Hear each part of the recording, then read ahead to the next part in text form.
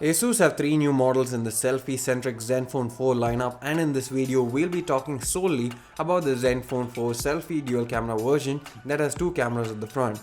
It is in the middle of the pack in terms of features as well as pricing. Let's see how the phone fares.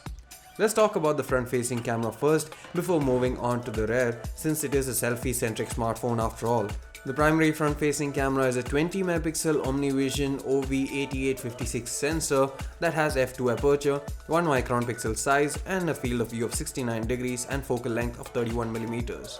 Surprisingly, the resolution is higher than that of the Zenfone 4 Selfie Pro, which does give you 24MP but uses interpolation since the sensor itself can capture only 12.2MP.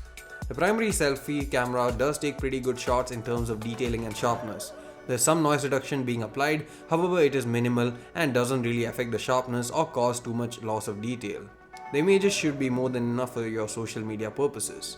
The HDR mode does help improve the dynamic range, but the result isn't drastically different than from the regular mode, and the shutter speeds too are about the same.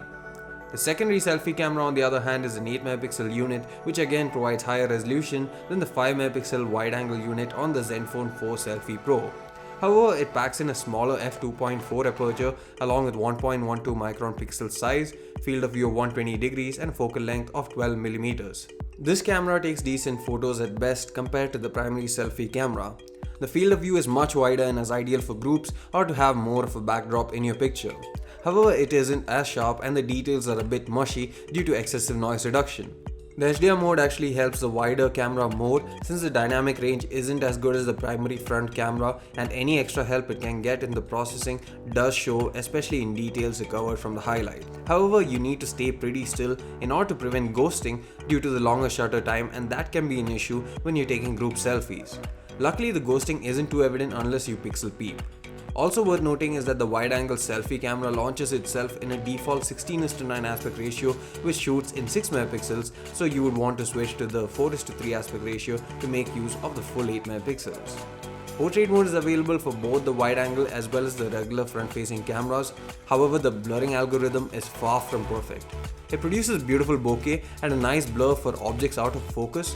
However, the area that gets blurred is very vague, and more often than not, a lot of portion around your face gets missed out, especially when there's a lot of intricate patterns in the back or you have a messy hairdo. With less intricate backgrounds, it becomes better but still not perfect, and the algorithm can definitely be improved over time, but it may not be perfect, but let's see.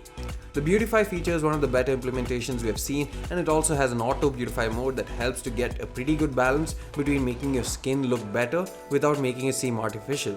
Or else you can go full manual and customize to your own liking, and the Beautify mode works with both cameras. Low light photos in both the front cameras are far from impressive. The primary camera is still manageable, but the secondary wide angle one produces too much noise.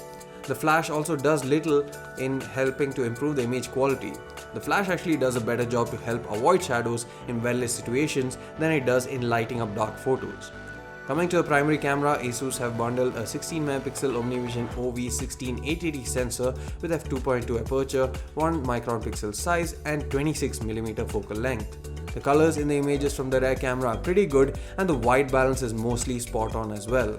However, the dynamic range isn't very good and the details are pretty mushed out due to excessive noise reduction. The dynamic range can be improved using HDR mode, but the shutter speed is really slow and you need to be very still as well as shoot inanimate objects or subjects in order to get a sharp photo.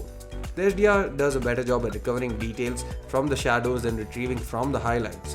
However, sometimes it blows out the highlights when trying to recover from the shadows. There's a portrait mode here too that doesn't seem to do much in terms of separating the point of focus from the background even if we shoot up close. The phone has pretty good sharpness under low light too, but the noise does creep in. On some phones, HDR mode does help reduce noise levels even in the dark, but it only makes it worse on this phone. Video recording is nothing special to talk about. The phone maxes out at 1080p resolution and doesn't feature EIS or OIS. It also has a tendency to keep hunting for focus if the subject has a lot of intricate patterns, and racking focus too isn't smooth. Overall, the Zenfone 4 selfie dual camera seems like a good attempt from Asus, and one that will possibly put them on the shopping list of many selfie lovers out there. However, when it comes down to the quality itself, Asus needs to step up their game if they want to make it big in India's fiercely competitive market.